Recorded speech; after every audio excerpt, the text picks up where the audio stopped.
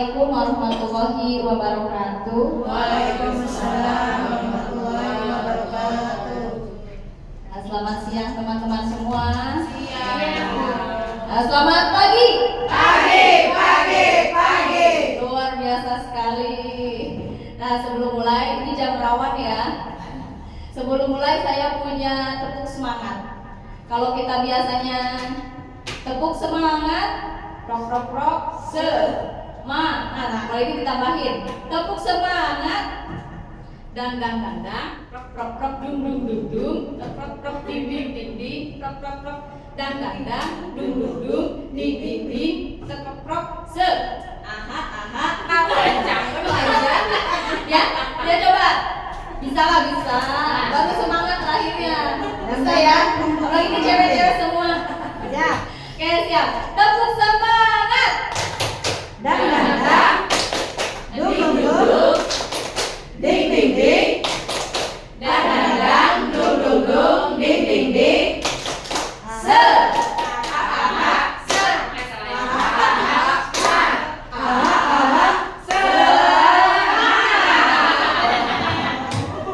luar biasa, gak apa-apa. Terima kasih Bapak, gak ada bapak-bapak ya, ibu-ibu semua. Terima kasih ibu-ibu semua telah hadir dalam undangan saya. Ini tentang modul 1.4 program guru penggerak, yaitu diseminasi budaya positif. Ya, apa itu budaya positif? Di dalamnya ada apa saja? Mari kita sama-sama belajar hari ini. Ya, saya bukan berdiri di sini bukan sebagai orang yang lebih tahu dari Bapak Ibu, hanya saja mungkin saya lebih dulu mengetahui. Jadi saya share hari ini, saya sebarkan pengetahuan yang sudah saya dapat di modul ini kepada ibu-ibu semua. Ya. Yang pertama, ada namanya miskonsepsi teori kontrol. Ya, ini adalah pemahaman yang kita sebagai guru salah gitu ya, miskonsepsi tentang teori kontrol. Menurut Dr. William Glasser dalam kontrol teori yang kemudian berkembang dinamakan choice theory, meluruskan beberapa miskonsepsi tentang teori kontrol ini. Yang pertama adalah ilusi guru mengontrol murid. Nah, ini kadang ilusi kita ya, gambaran kita, oh kalau guru ini harus mengontrol murid. Ternyata itu adalah cara pandang yang salah ibu-ibu. Ya, kita tidak dapat memaksa murid untuk berbuat sesuatu jikalau murid tersebut memang tidak mau melakukannya. Jadi setiap orang, setiap individu itu berhak untuk menentukan apa tindakan dia. Kita sebagai guru tidak dapat mengontrol apa yang ingin dilakukan murid, apa yang akan dilakukan oleh murid. Jadi memang individu ini adalah bebas. Anak-anak ini datang ke sekolah ini dengan karakter yang bebas, dengan karakter yang dia bawa dari rumah. Kita tidak berhak dan tidak punya kekuasaan untuk mengontrol murid kita. Itu miskonsepsi yang pertama. Kemudian miskonsepsi kedua, ilusi bahwa semua penguatan positif, efektif, dan bermanfaat. Penguatan positif seperti apa? Wah, kamu hebat nak, kamu luar biasa, kamu pintar. Nah itu segala usaha untuk mempengaruhi murid agar mengulangi suatu perilaku tertentu adalah suatu usaha untuk mengontrol murid tersebut. Kita tahu anak tersebut senang dipuji. Oh iya, dia senangnya dipuji. Kamu hebat nak, kamu rajin, wah luar biasa. Padahal tindakan tersebut tidak seberapa. Menurut kita itu sebagai suatu pujian, suatu penguatan positif. Tetapi ternyata itu hanya ilusi saja, karena kita ingin ujungnya murid itu dikontrol oleh kita. Betul kan? Oh dia dengan kita berikan pujian, dia akan bertindak lebih baik. Dia akan menurut apa yang kita berikan, apa yang kita ucapkan. Nah itu ilusi yang kedua, bahwa semua penguatan positif itu efektif dan bermanfaat. Ternyata tidak selamanya penguatan positif itu efektif. Kemudian yang ketiga, ilusi bahwa kritik dan membuat orang merasa bersalah dapat menguatkan karakter. Menggunakan kritik dan rasa bersalah untuk mengontrol murid menuju pada identitas gagal. Mereka belajar untuk merasa buruk tentang diri mereka. Jadi ini sebaliknya yang dari tadi penguatan. Kalau penguatan kita puji anak-anak kita berikan penguatan positif. Kalau ini sebaliknya, kamu ya, coba ini salah siapa? Nah, ya. Jadi membuat orang merasa bersalah, itu malah kita membuat mereka merasa menjadi diri pribadi yang gagal. Bukan kita jadi bisa mengontrol mereka, tidak. Tapi malah mereka membuat suatu hubungan konflik dengan kita. Itu ilusi yang ketiga. Kemudian ilusi yang keempat, bahwa orang dewasa memiliki hak untuk memaksa. Nah, banyak orang dewasa termasuk kita para guru merasa bertanggung jawab membuat murid-murid kita untuk melakukan hal yang lebih baik. Sehingga saya mau anak murid saya lebih baik. Sehingga saya punya tanggung jawab untuk memaksa mereka melakukan sesuatu yang lebih baik atau yang sesuai dengan aturan. Tapi ternyata tidak. Kembali lagi ke ilusi awal tadi, bahwa setiap anak itu merdeka. Kita tidak bisa mengontrol setiap tindakan, setiap tindak tanduk mereka. Itu ya. Jadi 4 ilusi ini nih, miskonsepsi tentang teori kontrol. Jadi sebenarnya kita tugas guru ini bukan mengontrol, tapi menuntun. Kemudian selanjutnya ada pendekatan teori kontrol. Ini tadinya dari stimulus respon, kemudian menjadi teori kontrol. Stimulus respon yang pertama, kebutuhan kita sama. Misalnya, saya ingin kamu menjadi murid saya, kamu harus menjadi murid saya, sama. Padahal kebutuhan setiap orang berbeda. Tentunya antara guru dan murid mempunyai kebutuhan yang berbeda. Kemudian yang kedua, semua orang melihat hal yang sama. Padahal konkretnya itu setiap orang memiliki gambaran yang berbeda. Kita melihat suatu permasalahan dari kacamata kita sendiri sebagai guru. Belum tentu murid melihat hal tersebut dalam kacamata yang sama dengan kita. Jadi menurut teori kontrol, setiap orang memiliki gambaran yang berbeda. Oke, selanjutnya kita mencoba mengubah orang agar berpandangan sama dengan kita.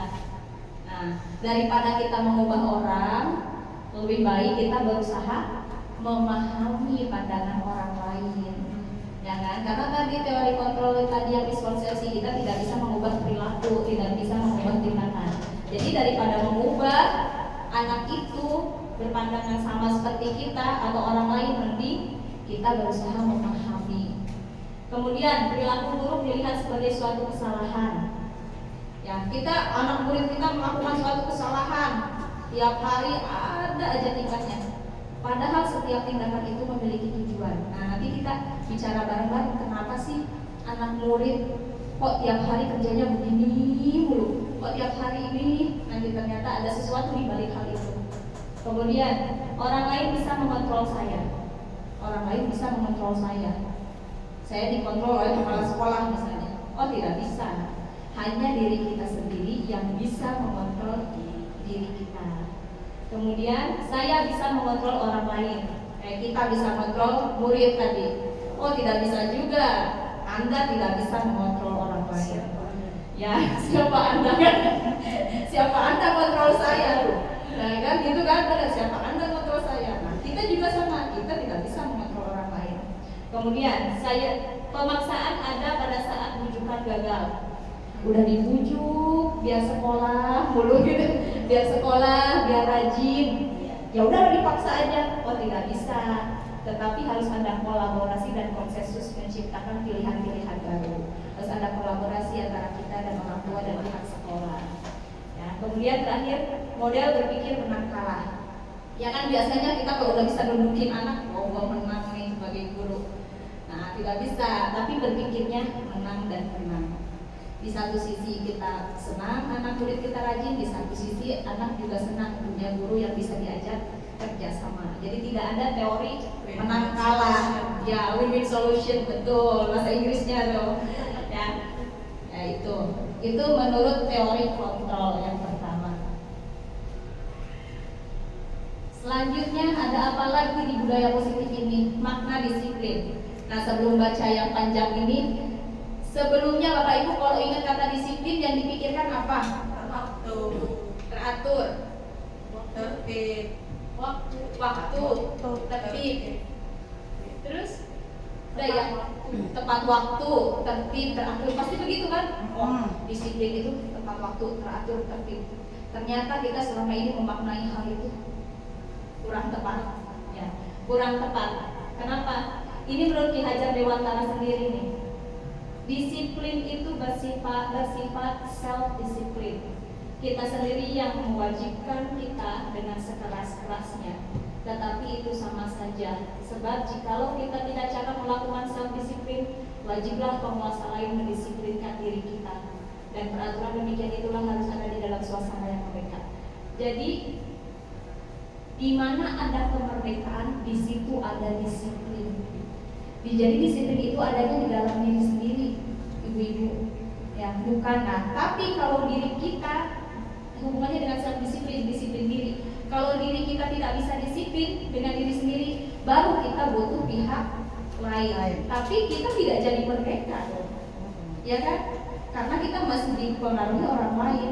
Nah, disinilah menurut Dean Goosen berasal dari bahasa Latin yang artinya belajar. Jadi disiplin itu belajar, bukan tertib, bukan teratur. Akar katanya sama dengan disciple atau murid pengikut. Kita sebagai pengikut tidak mungkin kan tiba-tiba ngikut aliran apa gitu, nggak mungkin kan? Tapi kita harus tahu makna dari kita ngikut tersebut.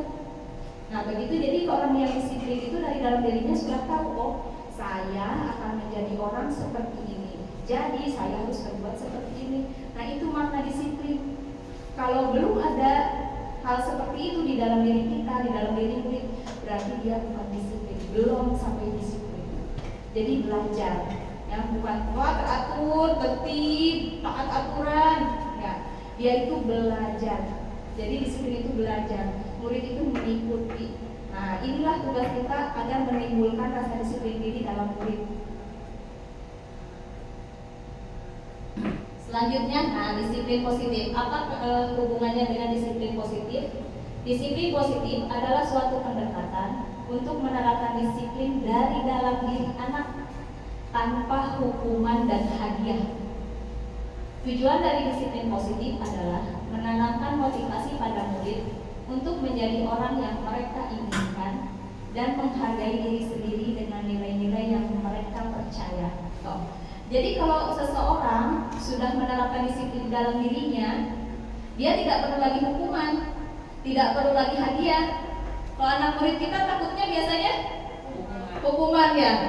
Dia datang ke sekolah, takut kena hukuman sama bu guru, nggak ngerjain PR, takut dihukum sama bu guru gitu. Nah berarti belum ada disiplin di dalam dirinya. Oh misalnya siapa yang hari ini mengerjakan tugas dengan baik akan bu guru kasih hadiah. Kalau mereka motivasinya masih seperti itu, berarti itu masih motivasi ekstrinsik dari luar, belum ada disiplin diri. Tapi kalau seseorang sudah ada rasa disiplinnya, mereka merasa ingin dihargai dan menghargai diri sendiri dengan nilai yang mereka percaya. Ya tadi balik lagi ke arti kata disiplin.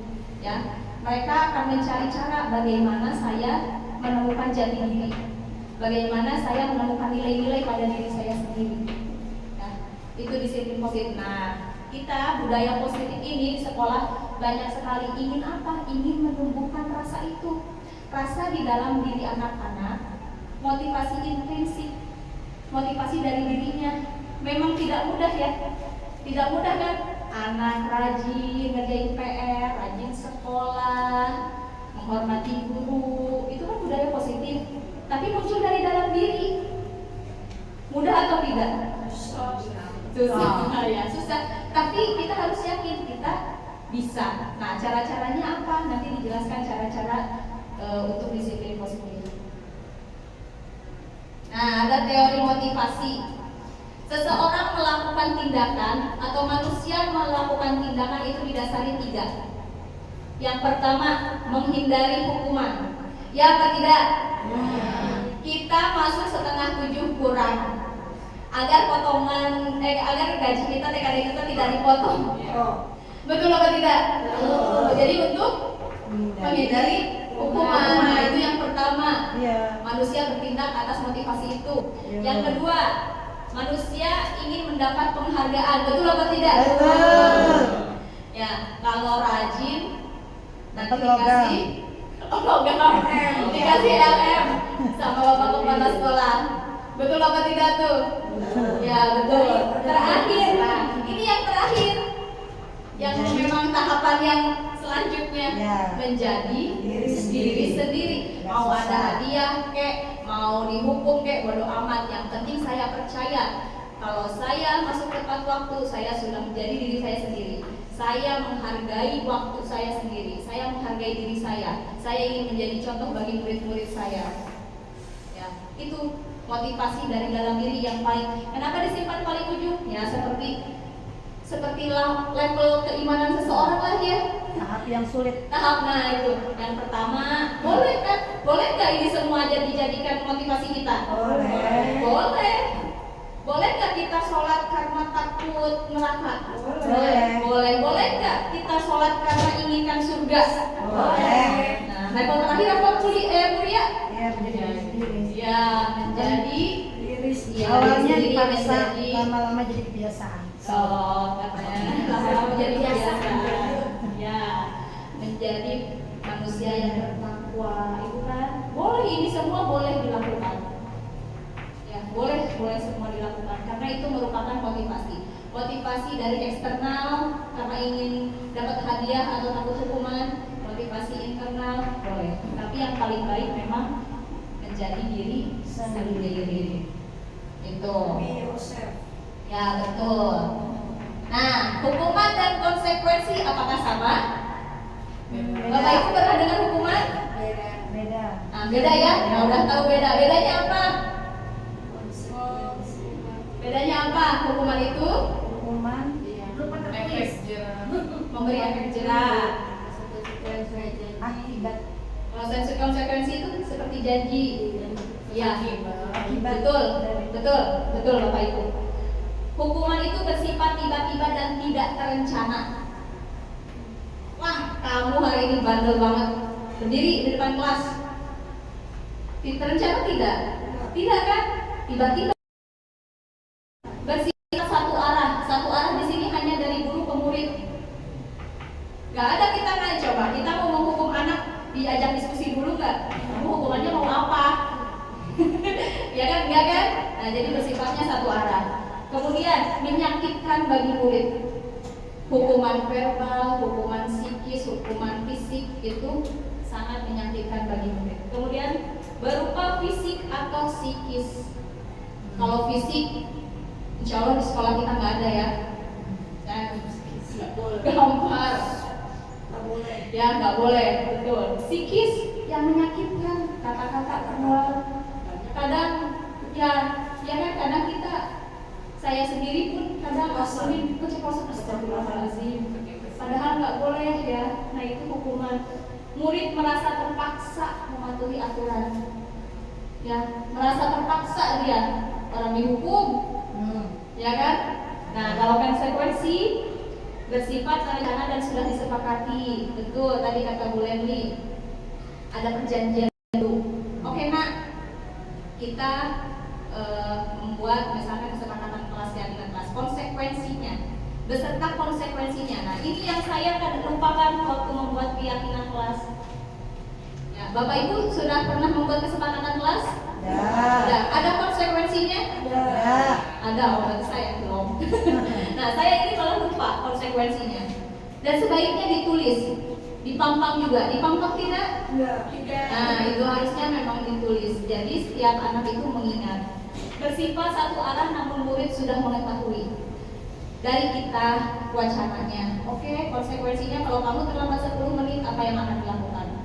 Tambah pelajaran 10 menit. Pas pulang sekolah. Sepakat? Sepakat. Nah itu jangan lupa ditulis dan dipampang juga, dipajang. Dan murid dibuat tidak nyaman sementara, hanya sementara. Ya, karena tadi terlambat 10 menit, pulangnya harus nambah 10 menit. Kemudian murid menghormati aturan. Nah, jadi dia hormat karena aturannya sudah tertulis, sudah dipajang, sudah disepakati bersama. Maka dia akan menghormati pada aturan yang ada. Ya, itu bedanya hukuman dan konsekuensi. Oke, sekarang kuis. Hanya Bapak Ibu hanya perlu menyebutkan ini hukuman atau konsekuensi. Siap. Yang pertama, mencatat 100 kali di dalam buku kalimat, saya tidak akan terlambat lagi karena terlambat ke sekolah. Hukuman. Hukuman ya. Nah, saya tadinya juga hukuman, tapi ternyata jawabannya adalah konsekuensi.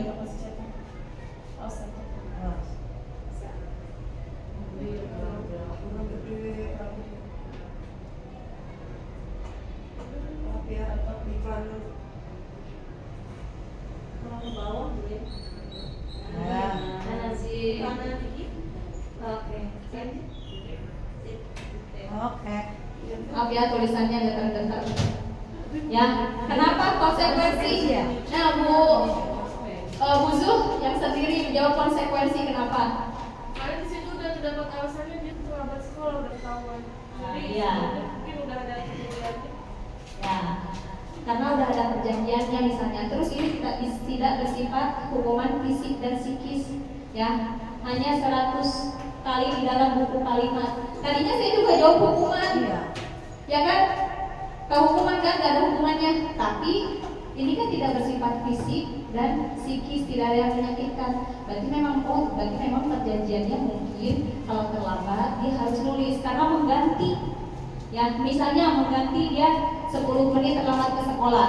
Dia dengan menulis seperti ini bisa mengganti 10 menit itu. Ya kan? Kenapa?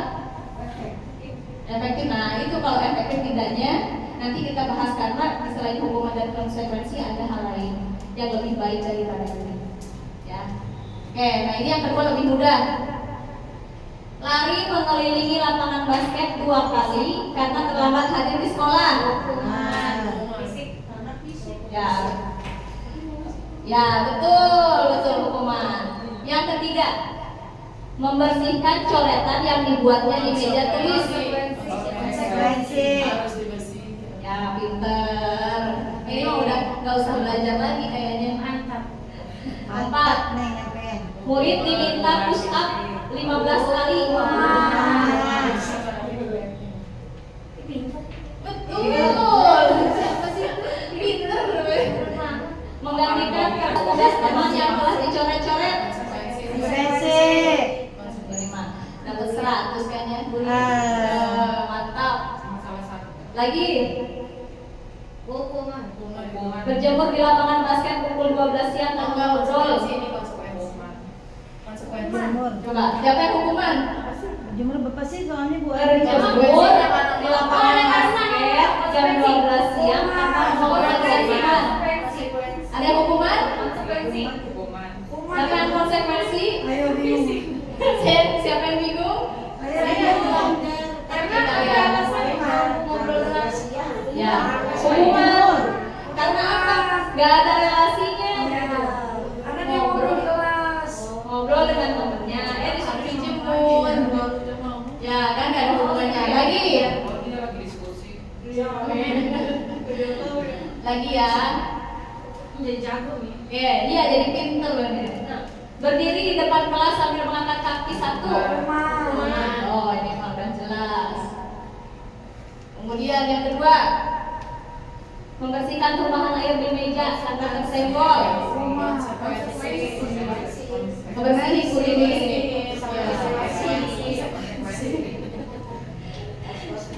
Ya, betul.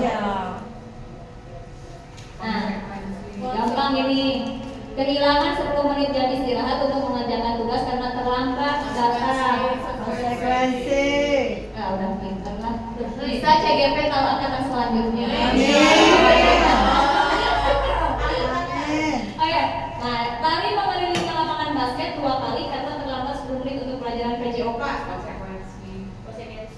Hari hukuman fisik. Coba. Hukuman. Siapa yang hukuman? Ayah. Siapa yang konsekuensi? Kalau salah biarin aja. Ayo. Ada nggak? Dia telah datang, makanya dia dihukum suruh lari. Ini perjanjian Coba. Weh. Kenapa coba konsekuensi? Kenapa? Karena sangat pelajaran PJOK. Ya, kalau di pelajaran kita udah pasti jadi hukuman. Oh, bukan.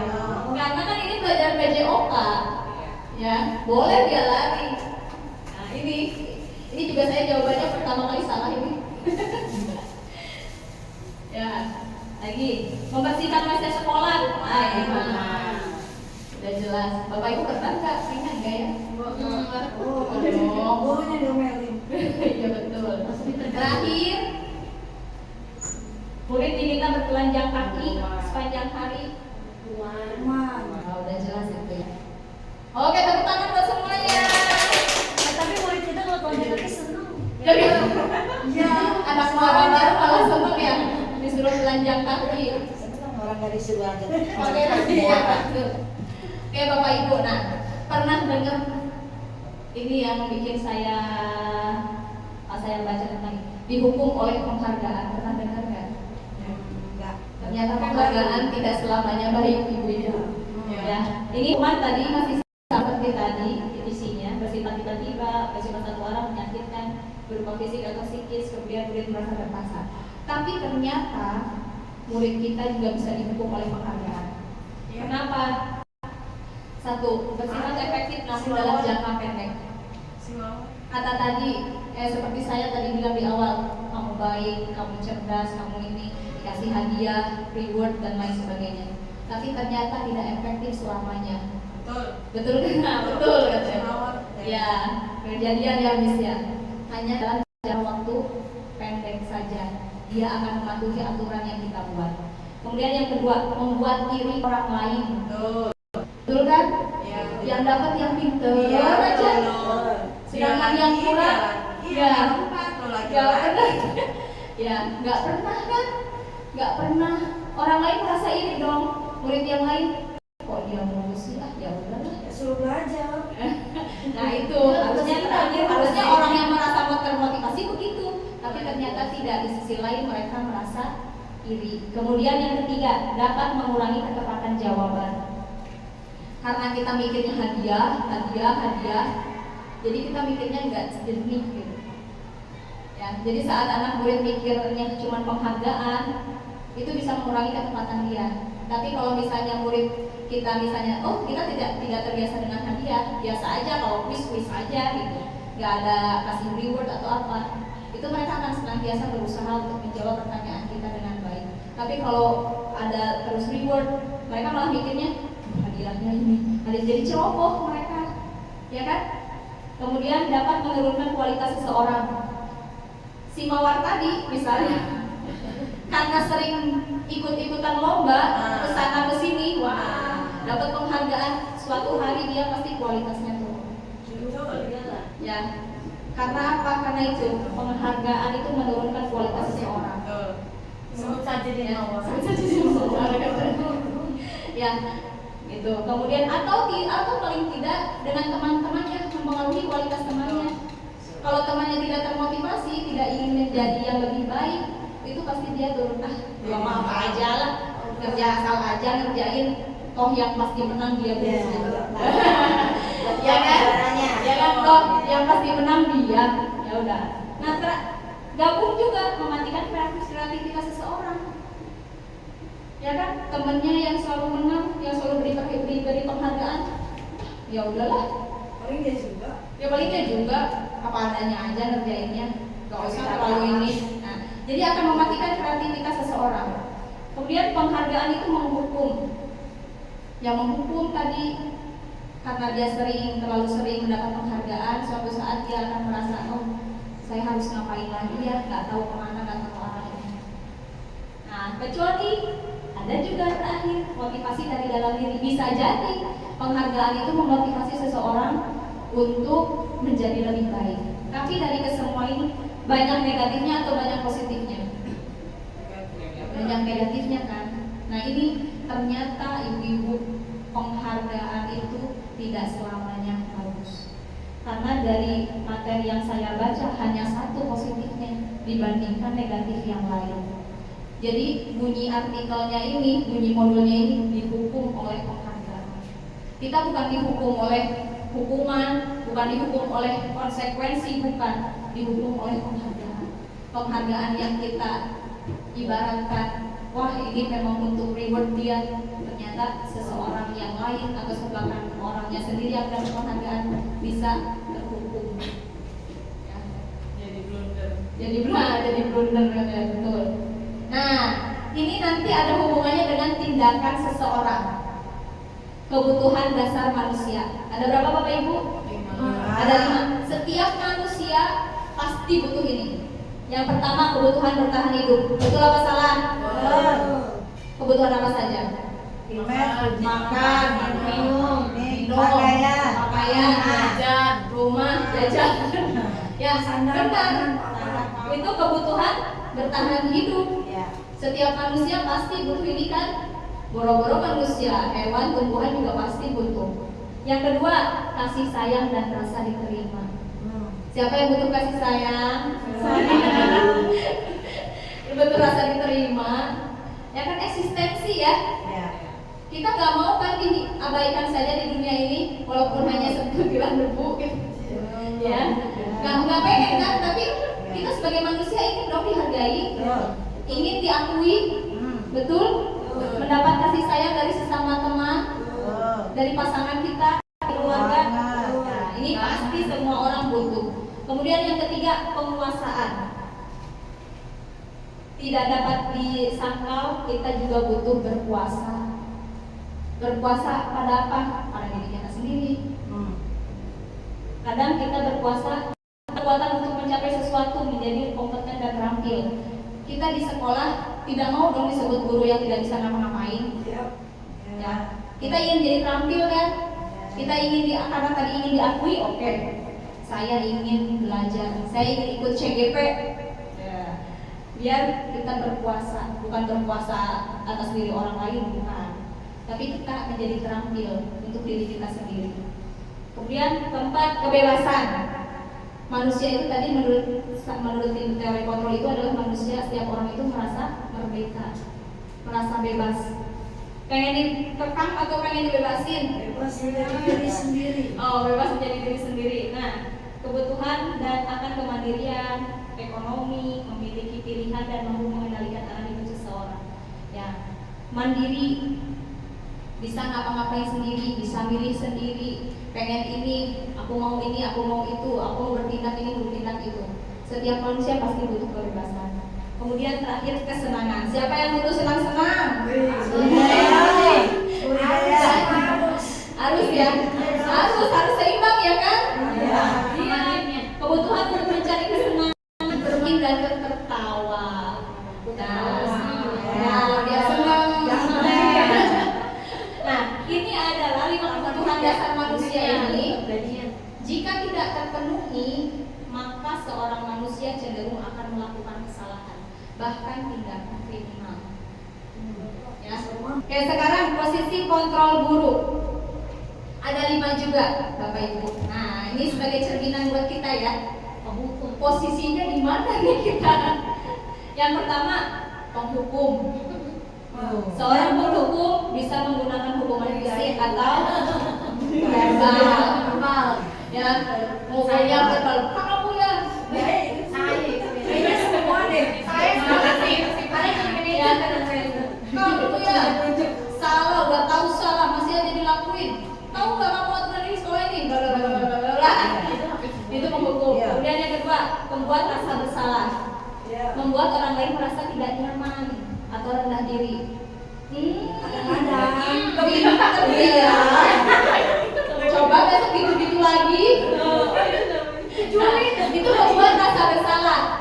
Kata-katanya manis, tapi nyakit. Kata-katanya manis, kan gak nyaman anaknya. Diem aja anaknya. Beda kalau penghukum udah jelas dia mah. Dari kata-katanya udah pedes. Kalau ini kata-katanya manis, tapi nyakitin. Kemudian yang ketiga, teman. Guru tidak akan menyakiti murid, namun akan tetap berupaya mengontrol murid melalui persuasi. Ayo dong, kasihan lah sama ibu kan udah capek ngajarin kamu, masa kamu gak begitu sih? Ayo dong. Biasanya kayaknya kelas 1 seringnya kayak gitu ya. Nah, ya ibu kan udah capek nak. Ayo, masa gak kasihan sama ibu? Nah, itu posisi teman. Yang keempat, posisi pemantau. Berdasarkan pada aturan dan konsekuensi. Nah, tadi udah bikin dia keinginan kelas, sudah ada konsekuensinya, mantau aja. Coba kita lihat dia ngelakuin apa. Oke, Andi, kamu ngelakuin kesalahan hari ini, sudah tahu kan konsekuensinya? Ya, dia mantau aja, lihat kayak CCTV, ngeliatin. Ya, itu posisi pemantau. Nah, terakhir posisi yang diinginkan oleh budaya positif, yaitu posisi manajer. Ya, guru mempersilahkan murid mempertanggungjawabkan perilakunya, mendukung murid agar dapat menemukan solusi dan permasalahannya sendiri. Oke, kamu barusan sudah melakukan kesalahan apa? Apa alasan kamu melakukan hal tersebut? Bagaimana kamu mempertanggungjawabkan kesalahan kamu? Kedepannya kamu akan seperti apa? Jadi diserahkan semuanya pada murid-murid, dipersilakan atau diberi tanggung jawab untuk mengatur sendiri konsekuensinya. Nah, dari kelima posisi ini teman-teman banyak yang mana? Manajer. Beda.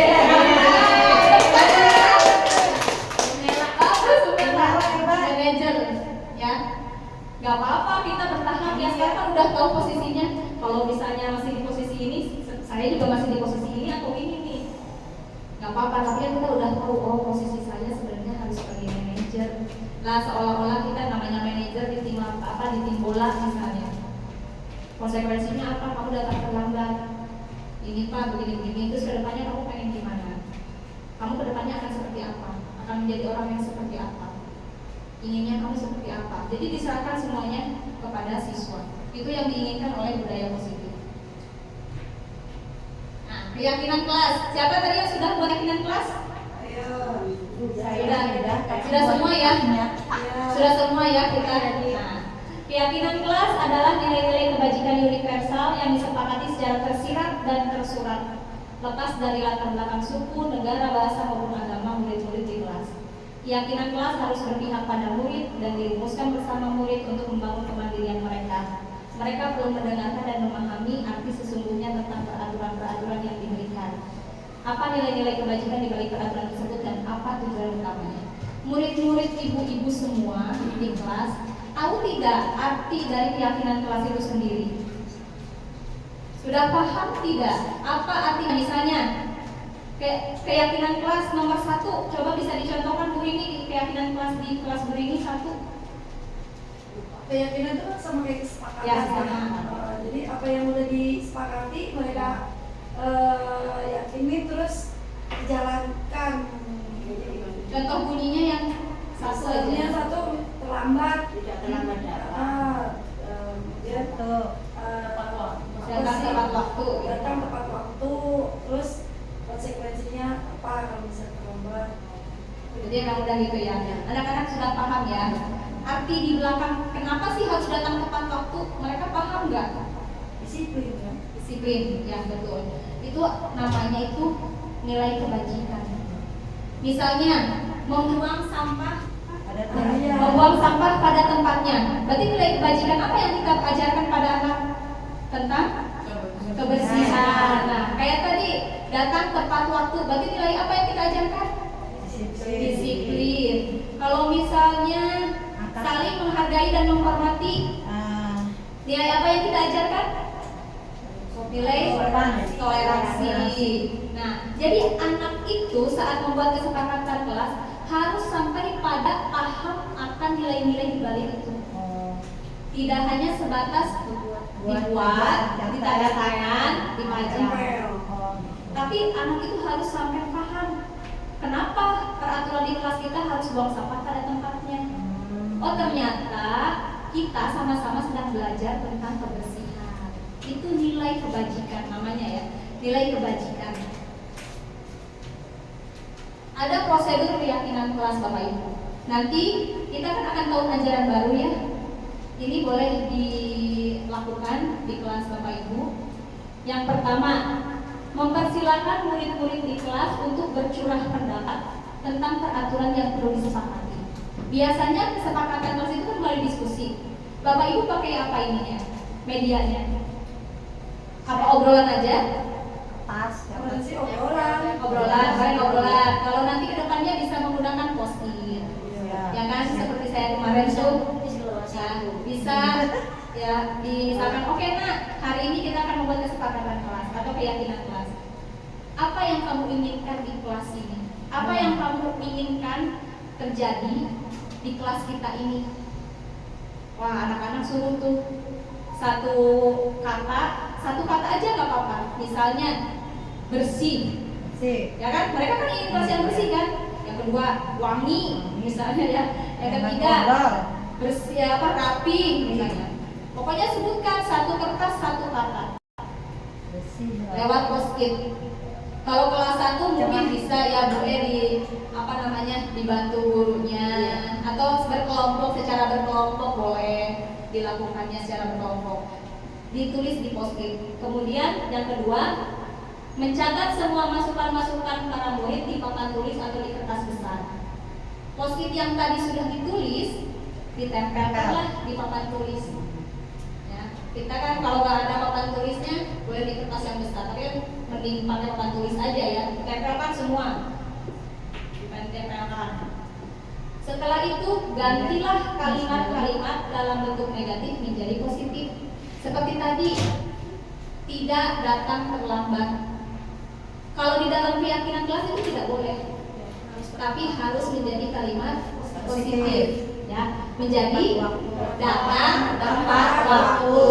Misalkan di kertasnya dia bilang pengen tidak berantem, berarti saling menghargai, saling menyayangi. Jadi di keyakinan kelas itu kalimatnya harus dalam bentuk kalimat positif. Kemudian yang keempat, ajak murid-murid untuk menemukan nilai kebajikan atau keyakinan yang dituju dari peraturan tersebut. Seperti tadi bilang saya, setelah menjadi kalimat positif, misalnya datang tepat waktu. Nah, nilai apa yang kita pelajari dari datang tepat waktu? Misalnya disiplin. Nah, kita tuliskan, Bu. Yang tadi kalimat-kalimat itu kita susun atau kita tulis di papan tulis. Kemudian di sampingnya kita tulis nilai kebajikannya. Sehingga anak itu tahu nilai dari suatu keyakinan kelas yang telah dia buat. Termasuk konsekuensinya. Konsekuensinya belum. Ini baru sampai nilai kebajikannya.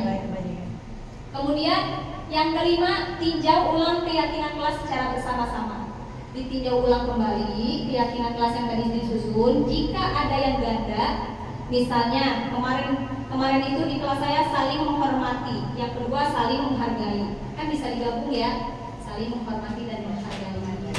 Misalnya datang tepat waktu, terus ke sekolah harus memakai seragam, bisa digabung misalnya disiplin dalam belajar dan berseragam. Misalnya kalau misalnya memang ada yang bisa digabung, kalau bisa diringkas.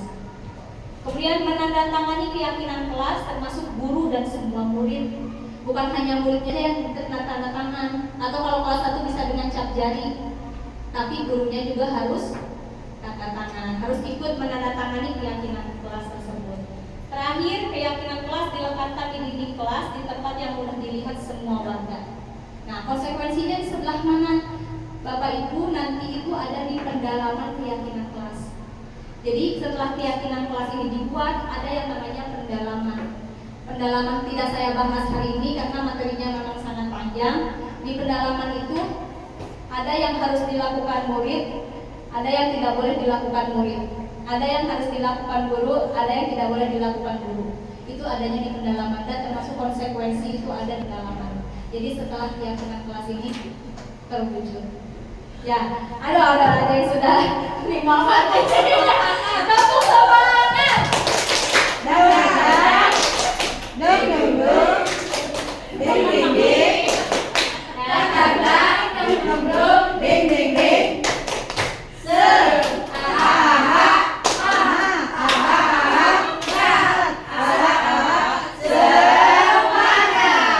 Tenang Bapak Ibu sedikit lagi.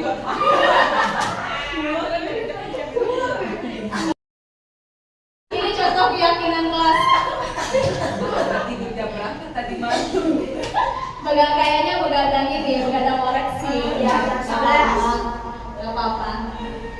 Contoh keyakinan kelas, saya ambil kelas 1 dan kelas 5. Kelas 1, setiap anggota kelas perlu belajar.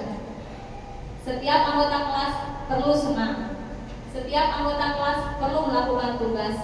Setiap anggota kelas perlu saling menghargai, setiap anggota kelas perlu merasa aman. Cukup hanya seperti ini, tapi harus diyakini semuanya dan dipahami oleh satu kelas. Ya, terus kalau keyakinan kelas itu tidak usah banyak-banyak ya.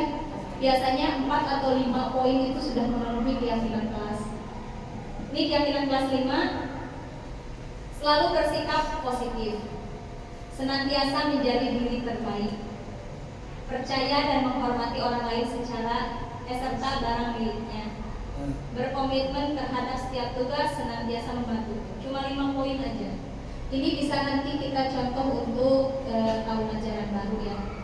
Nanti saya juga mungkin ada tambahan lagi, atau misalnya untuk mengetahui apakah teman-teman di sini paham atau tidak, nanti berkunjung ya.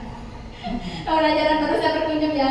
Jadi saya akan melakukan duluan ini keyakinan kelas, walaupun saya sudah punya, tapi saya akan melakukan duluan besok di kelas saya. Karena apa? Karena saya juga ingin melakukan keyakinan kelas yang benar sesuai prosedur. Karena selama ini kita kan belum.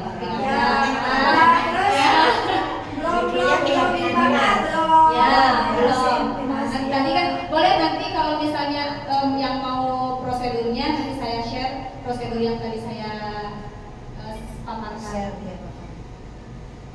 Sedikit lagi tentang restitusi. Setelah restitusi baru selesai. Ya, restitusi, pernah dengar restitusi, ibu-ibu? Bukan retribusi ya. Bukan restitusi, bukan restitusi. Jujur saya juga baru pertama dengar. Ada yang belum pernah dengar? Saya belum ya. Kita baca bareng-bareng. Restitusi bukan untuk menebus kesalahan, namun untuk belajar dari kesalahan. Jadi ini di atasnya, kata saya juga kayak iman ya, ada tahapnya, dari hukuman, kemudian ke konsekuensi. Nah ini di atasnya lagi restitusi. Jadi ya, dia tidak menyalahkan siapapun, dia tidak ingin merasa orang lain merasa bersalah, tapi dia ingin belajar dari kesalahan. Ya, ini level paling tingginya. Jadi kita ingin murid ini belajar dari kesalahannya, namanya restitusi.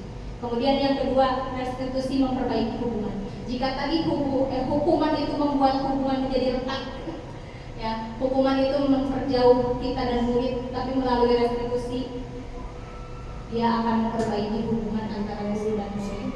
Kemudian yang ketiga, restitusi adalah tawaran, bukan paksaan. Kalau hukuman atau konsekuensi itu kan sifatnya paksa, karena memang sudah ada atau karena tiba-tiba. Kalau restitusi kita tawarkan, oke, sekarang kamu bertanggung jawab atas perbuatan kamu. Kamu akan melakukan apa? Nah, kamu akan melakukan apa untuk memperbaiki kesalahan kamu ini? Nah, ditawarkan kan? Oke Bu, saya akan minta maaf. Setelah minta maaf, kamu akan ngapain lagi? Nah, itu tawaran. Kemudian yang keempat, restitusi menuntun untuk melihat ke dalam diri. Bukan nyalahin, tapi ke sini. Ya kan, kalau nunjuk berarti pakai ke kita kan. Kalau nunjuk mah gampang begini. Kamu yang salah begini, tapi dia restitusi ke dalam diri. Oke, kamu tadi ada kejadian apa di lapangan? Begini Bu, gini, saya melakukan. Kamu menurut kamu itu salah tidak? Ya Bu, salah. Jadi melihat ke dalam dirinya, dia berkaca kepada dirinya sendiri. Itu restitusi. Kemudian yang kelima, restitusi mencari kebutuhan dasar yang mendasari tindakan. Nah, mencari kebutuhan dasar apa? Tadi ada berapa kebutuhan dasar? 5. Jadi dia mencari tuh, kebutuhan dasar apa yang belum terpenuhi. Anak lempar-lemparan nih, kalau tadi di lapang anak lempar-lemparan botol. Menurut ibu-ibu tadi dia kurang apa? Kesenangan. Ya betul. Melalui restitusi itu mencari kebutuhan dasar apa yang belum terpenuhi. Ya, jadi kita udah berpikir restitusi ini nanti kalau sesuatu lakukan sesuatu. Amin. Oh iya, kebutuhannya apa yang belum terpenuhi, itu adalah restitusi. Tapi biar anak sendiri yang mencari tahu. Misalnya, oke, kejadian apa tadi siang? Saya lempar-lemparan botol. Gak apa-apa lempar-lemparan botol, menurut kamu itu kenapa kamu melakukan itu? Seru sih Bu. Oh berarti kamu senang-senang ya sama teman-teman? Iya Bu, misalnya. sama orang lain. Boleh nggak itu? Oh nggak boleh Bu, berarti kamu melakukan kesalahan tidak? Iya. Nah, jadi dia muncul dulu tuh ucapan dari dia kalau dia ingin bersenang-senang. Oh nggak apa-apa, kamu boleh bersenang-senang di sekolah, tapi jangan sampai mencelakakan orang lain. Nah kayak gitu restitusi itu. Jadi kita nanya terus tidak ada menyalahkan anak, tapi biar dia berkaca pada dirinya sendiri, dia menemukan kebutuhan apa yang dia inginkan dan mencari tahu penyebabnya, kemudian solusinya. Itu restitusi. Ya, restitusi mengembalikan murid yang berbuat salah pada kelompoknya. Oke, nggak apa-apa, ibu paham kamu melakukan ini. Kedepannya kamu mau seperti apa? Ibu saya akan minta maaf sama teman itu, nggak akan lakuin kesalahan lagi. Oke, sekarang kamu balik nak, silahkan main-main sama teman-teman kamu, tapi jadi dia nggak ada tuh di kelompoknya dikucilkan, di kelompoknya dimarahin ya lu sama dulu ya, nggak ada, tapi dia dikembalikan kepada kelompoknya. Kemudian restitusi fokus pada karakter bukan tindakan. Karakter yang ingin diubah dari anak, karakter yang ingin kita tuntut dari diri anak melalui restitusi itu. Tidak, kita fokus tidak pada kesalahannya, tidak pada tindakan apa yang salah dari anak, tapi pada karakternya. Karakter apa yang kita inginkan dari murid kita melalui restitusi. Langkahnya ada 3, ibu-ibu. Jadi dia langkahnya boleh tidak beraturan, boleh yang ini dulu, boleh yang ini dulu, atau menanyakan keyakinan kelas dulu, terserah. Karena ini segitiga bolak-balik ya, bebas. Yang pertama itu menstabilkan identitas, mengubah identitas anak dari orang yang gagal karena melakukan kesalahan menjadi orang yang sukses. Tugas guru membantu anak untuk tenang. Jangan tiba-tiba, sebenarnya saya juga ini kemarin salah nih pas praktek ini. Begitu dipanggil, sini, hari ini kamu ngelakuin kesalahan ya? Tiba-tiba ditodong dengan pertanyaan kayak gitu. Kaget gak tuh anak? Kaget yang langsung rasa bersalah kan? Nah ini gunanya stabilkan identitas. Ayo nak, sini, ikut ibu yuk ke ruang ibu ya. Kamu habis ngapain? Habis istirahat Bu, udah makan? Nah dia diajak ngobrol dulu, kalau ngidul dulu lah istilahnya gitu ya.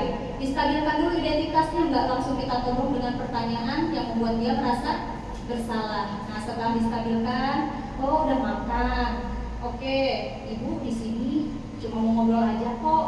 Nah, distabilkan dulu kan, nggak ingin membuat dia langsung bersalah ya. Nah, baru setelah itu validasi tindakan yang salah. Oke, tadi kejadiannya apa? Kamu ngapain? Nah, terus misalkan, oh iya saya bersenang-senang, saya lempar botol dan lain sebagainya. Nah, kirana ibu panggil ke sini,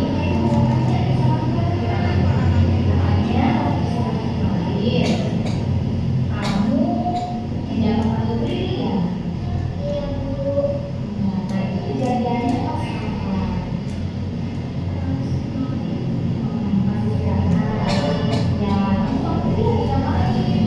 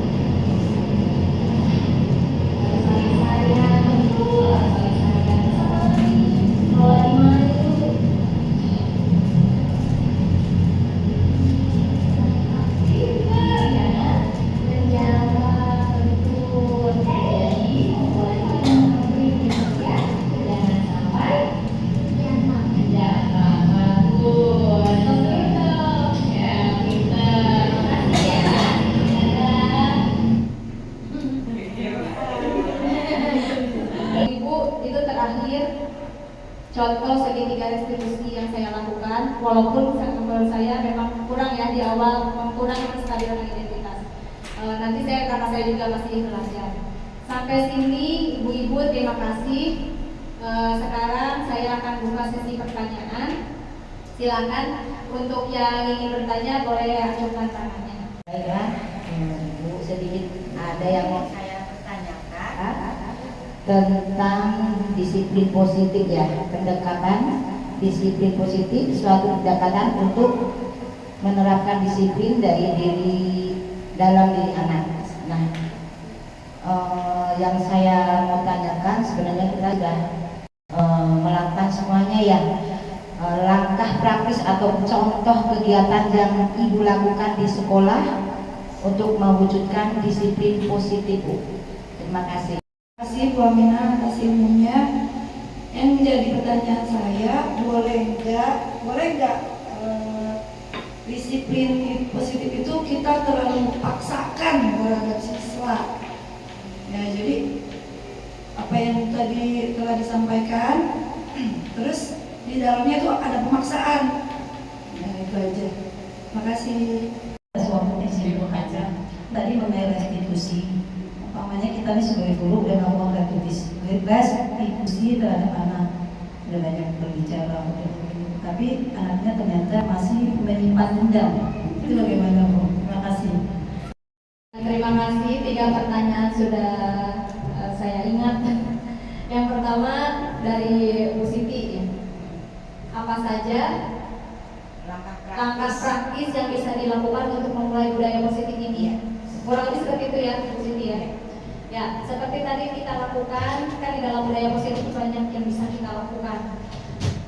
Yang paling dekat adalah di dalam kelas kita sendiri. Yang pertama tadi tentang keyakinan kelas. Langkah praktis itu pertama, kita menciptakan keyakinan kelas atau membuat keyakinan kelas bersama murid kita. Itu langkah praktis yang pertama. Karena setelah keyakinan kelas dibuat, kemudian kedua kita bisa melakukan segitiga restitusi pada setiap kesalahan atau tindakan yang menurut kita itu adalah tindakan yang salah pada anak. Jadi yang pertama membuat keyakinan kelas, yang kedua memperagakan atau mempraktikkan segitiga restitusi. Itu yang 2 aja dulu cukup. Selebihnya budaya positif itu banyak, misalnya budaya 5S, budaya kita misalnya bersih di sekolah, itu juga budaya positif ya. Kita dibuatnya sebagai suatu program ya, program sekolah gitu ya, itu juga budaya positif ibu-ibu semua. Tapi yang bisa kita lakukan minimal di kelas kita dulu gitu, baru 2 itu nggak apa-apa ya, karena insya Allah dengan melakukan 2 hal tersebut istilahnya kayak menciptakan sesuatu yang besar akan berdampak pada diri anak. Itu Bu, mungkin jawaban dari saya. Ya, terima kasih ya Bu Siti. Sudah cukup Bu Siti?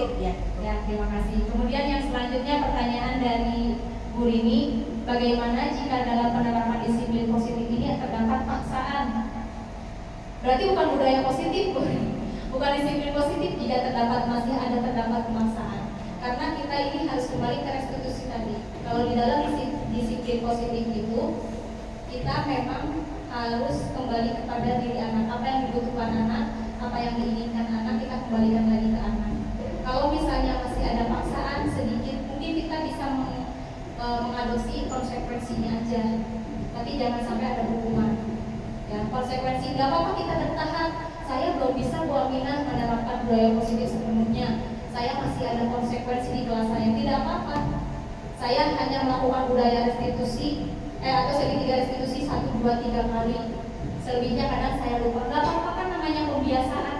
Kan ini budaya. Budaya itu kan lama waktunya ya. Tidak mungkin kita terapkan hanya dalam waktu sebulan, 2 bulan, setahun, 2 tahun. Tidak mungkin. Kita ingin menciptakan anak yang sopan saja, 5S aja. Gak mungkin program setahun itu anak sopan semua. Termasuk budaya positif di sini. Gak apa-apa misalnya ada paksaan sedikit, tapi dengan melakukan konsekuensi. Misalnya hindari hukuman, sebisa mungkin hindari hukuman, karena itu adalah titik terendah. Nanti menjadikan murid kita itu menjadi serendah-rendahnya murid. Kalau reward? Kenapa? Kalau reward? Kalau reward, nah tadi reward itu, nah jadi kita jangan terlalu sering lah. Boleh sekali 2 kali mah ya, tapi jangan terlalu sering. Karena nanti takut jadi tuh, nah balance lah gitu. Bu Amina saya belum bisa sepenuhnya, termasuk saya juga belum bisa sepenuhnya di kelas saya. Saya juga sama akan belajar Bu ini. Karena kan anak-anak berdiferensiasi ya, betul, berbeda-beda. diferensiasi tugas juga udah banyak, kita udah mumet ya kan, ada. Nah kita pelan-pelan lah, dimulai dari diri kita. Oh iya, saya ingin budaya positif, saya ingin menerapkan segitiga restitusi. Besoknya lupa nggak apa-apa, diulangi lagi besokannya segitiga restitusi. Nanti besoknya lupa nggak apa-apa, besoknya lagi diulangi lagi deh. Nggak apa-apa, namanya juga pembiasaan budaya. Budaya tidak mungkin setahun 2 tahun itu tercipta. Nggak apa-apa, ya. Tapi hindari hukuman. Kalau saran dari saya. Tapi misalnya kita di kelas 1 sudah menciptakan yang seperti itu ya. Kemudian di kelas 2 gurunya ini nih lengah. Oh iya. Akhirnya budaya yang sudah kita ini nih bentuk. Paham. Itu Ya, gimana? kemarin itu dalam penerapan budaya positif ini tidak mungkin hanya 1 orang guru, 2 orang guru yang berperan, tapi ini harus satu sekolah. Ada satu cerita guru, dia itu berhasil menerapkan budaya positif. Kenapa?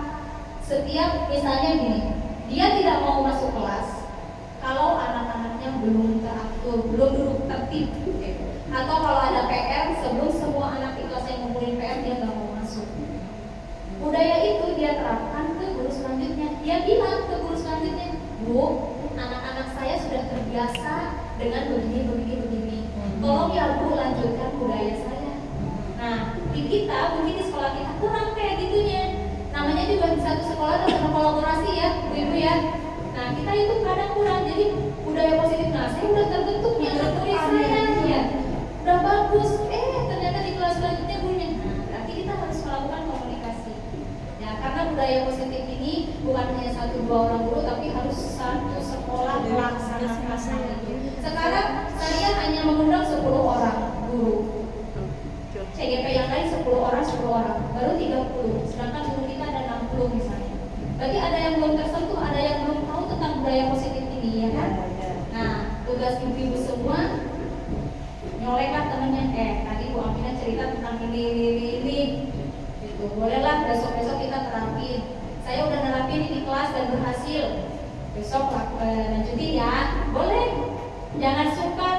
Kalau saya juga kadang kalau misalnya di kelas saya, oh anak ini pinter ini, kurang ini, tolong ya nanti perhatikan, pastikan ada sepatah 2 patah kata mah kita pengen ke gurunya. Nah gitu aja Bu ini. Nanti kalau misalnya Bu ini budaya positifnya sudah berhasil atau disiplin positif sudah berhasil, silakan colek guru selanjutnya. Tolong dong gitu, sayang banget nih udah ngebentuk anak jadi begini, masa nggak dilanjutin ya. Seperti itu Bu ini ya. Ya, sama-sama. Terus selanjutnya pertanyaan terakhir dari Bu Ria. Tadi Bu Ria Sudah melakukan. oh bagaimana sudah melakukan segitiga restitusi tapi anak masih ada dendam. Masih keselnya sama kitanya apa sama temennya? Sama temennya. Oh sama temennya. Nah nanti kita melakukan segitiga restitusi dari 12 pihak. Jadi tidak hanya misalkan kan kita tidak mencari pembenaran, kita tidak mencari siapa yang salah. Kalau misalnya nanti ada 2 pihak yang bersitegang atau bertengkar ataupun berselisih paham, kita panggil dua-duanya tapi dalam waktu yang berbeda. Seperti guru BK. Nah segitiga restitusi ini kalau guru BK udah biasa. Saya kan CGP ini ada guru BK ya di kelompok saya. Ternyata dia udah terbiasa melakukan hal ini di BK. Tiap hari, coba bayangin, tiap hari dia harus kayak gitu. Oke nah, Ibu tahu kamu merasa bersalah, Ibu tahu kamu lagi seru-seruan main tiap hari, nggak ada. Kan katanya kalau guru gimana Bu? Tadi juga ada pertanyaan tuh, gimana Bu kalau saya lagi kesel? Orang saya aja nggak bisa. Stabilkan diri dulu, diri sendiri dulu katanya. Misalnya nih kita lagi mumet, banyak kerjaan, anak yang satu begini, belum di rumah, yang cair, ada yang belum cair. Nah, guru harus bisa menstabilkan diri sendiri dulu. Nah, tadi kan Bu Ria, dua-duanya dipanggil ya Bu Ria, tapi dalam waktu yang berbeda. Kalau misalnya sudah clear. Nah, kalau kita udah di dua belas yang sudah di segitiga distribusi, insya Allah akan kalau udah selesai pemasangan baru ya, karena ya kita kayak guru BK, cuma sayangnya kita nggak punya ruang BK. Yang sayangnya harusnya di sekolah kita ini ada satu ruangan khusus untuk kita menyelesaikan permasalahan murid. Ya harusnya walaupun nggak ada guru BK, oke lah, kita namanya juga ulti. Multi talent, guru SD multi talent. Tapi bener deh, guru-guru CGP itu sangat maculi jempol untuk guru SD. Ya, emang. Guru SMP, guru SMA, guru BK, semuanya itu pada acungin jempol sama guru SD. Semuanya di bawah habis sampai guru BK juga. PP-nya Bangga juga kaget waktu ngeliat bahasa Salima pakai bahasa Inggris sama ibu guru bahasa Inggris. Enggak, itu cuma buat ini kebiasaan. Oh gitu ya, bisa ya. Benar. Katanya guru kelas Makanya kita harus berbangga ya. Kita harus berbangga pada diri kita sendiri sebagai guru. Kalau gurunya sudah, kata saya, kalau gurunya sudah terpenuhi semua 5 kebutuhan dasar itu, insya Allah anak-anaknya juga bakal happy. Apalagi kalau ada cair. dan cair. Anak mau lebaran happy terus. Insya Allah, tapi mau dimarahin juga ya, tetap happy.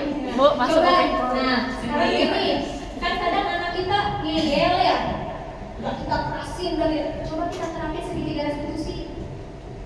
Coba gitu ya, ini enggak gitu, karena gini, saya di kelas, nah, di kelas itu diem doang, maksudnya nggak banyak ngomong, cuma begitu diem. Ya sabar, bener-bener legowo sama sekali, bener-bener anak ngapain sama legowo, saya cuma kayak kamu tadi ngapain? Itu anak mulutnya nurut beneran, bener deh. Jadi kayak kita ke anak kandung ya, kayak ada connect batin gitu, kitanya fungsi, anak itu rewel, ya kan? Ini murid juga kita kayaknya begitu. Coba deh ibu terapin. Saya juga pengen gitu, soalnya saya udah terapin 1, 2, 3 kali. Enak diajak ngomongnya anaknya. Memang. Gitu. Oh iya, kok bisa tiba-tiba dia nurut? Kok dia nggak ngebantah? Kok dia gini? Nah itu. Tapi dengan kita tidak menunjuk kesalahan dia, kita tidak istilahnya, oh kamu tuh yang dia itu ternyata ya Dia punya kesadaran. betul, dia punya kesadaran sendiri. Coba ya nanti ilmu yang saya share hari ini coba diterapkan di kelasnya masing-masing. Coba diterapkan, semoga nanti kedepannya anak didik kita ada perubahan. Amin. Amin. Ya Bu ya, sudah terjawab Bu ya. Ya, makasih Bu Alina. Nanti di-share ya. Oke, nanti saya share materinya. Jika nanti ibu-ibu ingin men-share lagi, berbagi lagi kepada teman yang lain, silakan. Ibu-ibu cukup hari ini. Ya, saya ucapkan terima kasih banyak atas kehadirannya. Terima kasih atas kehadirannya hari ini. Jangan bosan-bosan ya kalau saya undang lagi. Wabillahi taufiq wal hidayah. Wassalamualaikum warahmatullahi wabarakatuh. Waalaikumsalam. Assalamualaikum warahmatullahi wabarakatuh.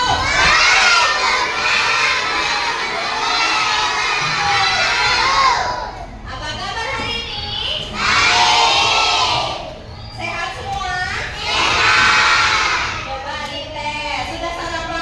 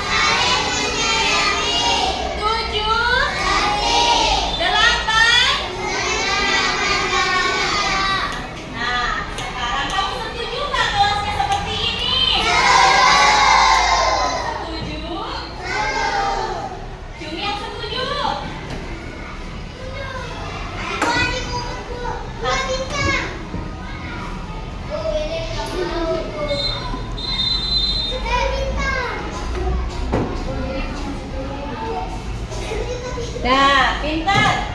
Oke, sekarang kita rangkum kembali. Nah, setiap keyakinan kelas itu punya nilai kebajikan. Punya nilai apa? Nilai kebajikan. Nilai kebajikan itu nilai yang terkandung atau nilai yang ada. Kalau bersih itu tentang apa ya? Tentang kebersihan. Saling tolong menolong tentang toleransi. Saling berbagi juga toleransi. Rapi.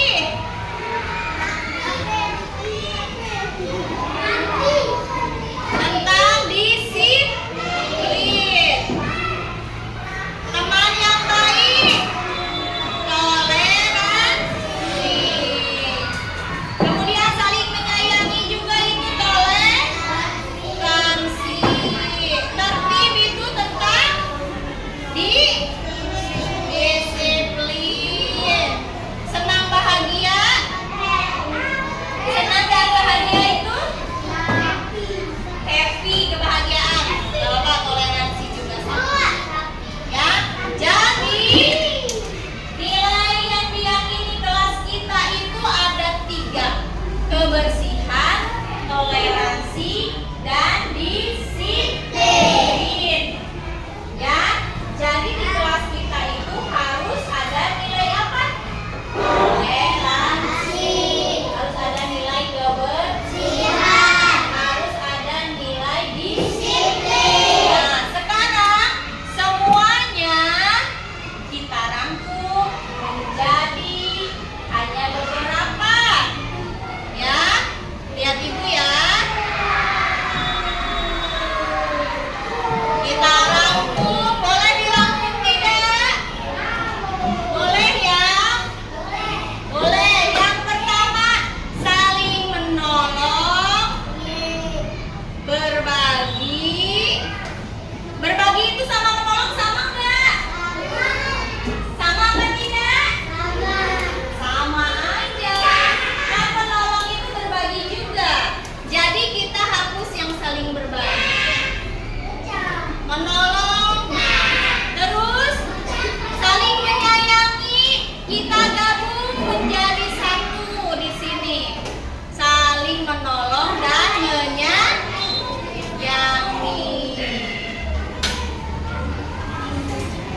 Kemudian bersih,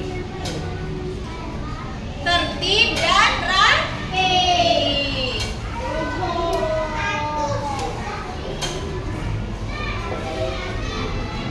Boleh ya digabung ya. Oke, menjadi senang dan bahagia. Oke, cukup 4 aja? Cukup 4? Coba kita ulang. 1.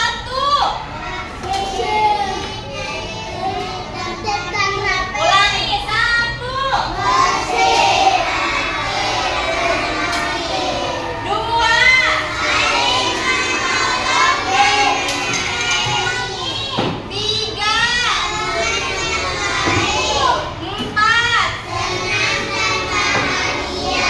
Jadi kalau kamu masuk ke kelas 1E, yang pertama kamu harus bersih, ya, harus tertib, dan harus rapi.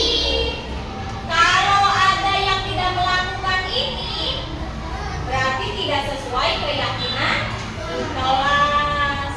Kemudian yang kedua, kalau mau masuk kelas 1E harus saling menolong dan menyayangi. Lalu harus menjadi teman yang baik. Cung yang mau jadi teman yang baik. Hebat semuanya. Terakhir, kalau masuk ke kelas 1E harus senang dan bahagia.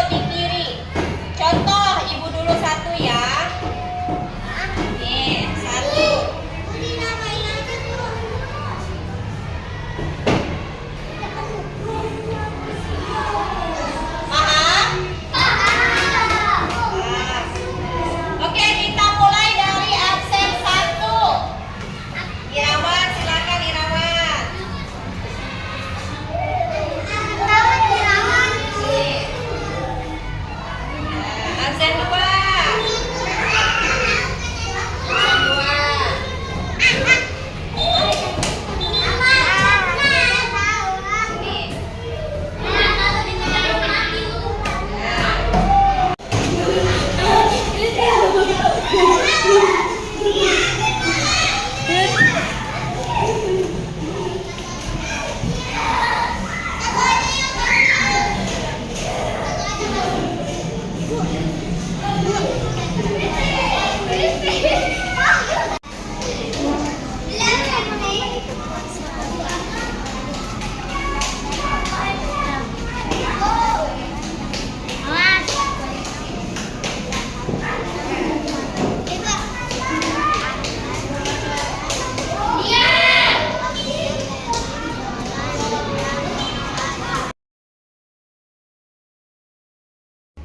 Nah, Kirana, ibu panggil ke sini, karena ibu mau tanya nih sama Kirana.